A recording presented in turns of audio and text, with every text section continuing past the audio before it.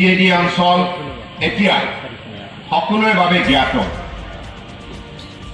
আপোনালোকে জানে BTC প্ৰধান হাগ্ৰামা মহিলাই ডাঙৰীয়াৰ বলিষ্ঠ নেতৃত্বত BTC এলেকাত ক্ষিপ্ৰ গতিত উন্নয়ন সম্ভৱ হৈছে আৰু এই BTC এলেকাত থকা কোকৰাঝাৰ, চিৰাং, বাক্সা, ওদালগুৰি এই বৃহত্তৰ অঞ্চলত বসবাস কৰা সকলো সৰু বৰ জাতি জনগোষ্ঠী ভাষাভাষী ধৰ্মৰ লোকক আস্থা আৰু বিশ্বাসক লৈ হাগ্ৰামা মহিলাই ডাঙৰীয়াই তেখেতৰ কাৰ্যকাল দক্ষতাৰ পৰিচালনা কৰাৰ বাবে আৰু সকলোকে সমমৰ্যাদা দিয়াৰ বাবে এই অঞ্চলটোত এতিয়া শান্তি ঘূৰি আহিল।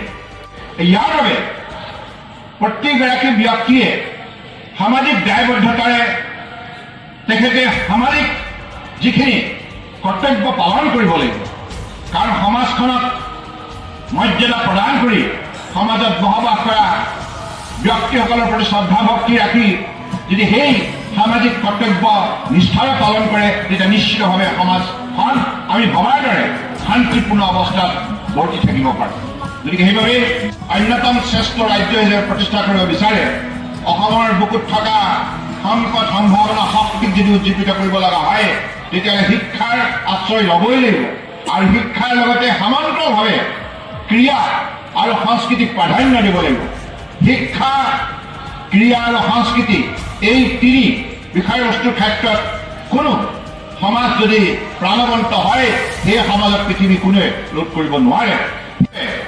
বেলেগ ধৰণে মূল্যাংকন কৰিছিল, কাৰণ এই অঞ্চলটো অসমৰ অশান্ত অঞ্চল হিচাপে মানুহে ইয়াক তেনেধৰণে অভিহিত কৰিছিল। কিন্তু এতিয়া বিশেষকৈ আমাৰ BTC প্ৰধান মহিলা হাগ্ৰামা মহিলাই ডাঙৰীয়াৰ নেতৃত্বত তেখেতে বিভিন্ন জাতি জনগোষ্ঠী আস্থা আৰু বিশ্বাসত হোৱাৰ বাবে আৰু সকলোকে উন্নয়নৰ ক্ষেত্ৰত সমান্তৰালভাৱে সুবিধা দিয়াৰ বাবে আজি এই অঞ্চলত শান্তি ঘূৰি আহিছে।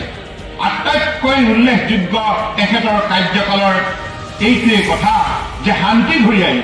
মানুহে শান্তি বিচাৰে, শান্তি থাকিলেহে মানুহে পৰিশ্ৰম কৰিব পাৰে আৰু মানুহৰ সৃষ্টিশীল মনটো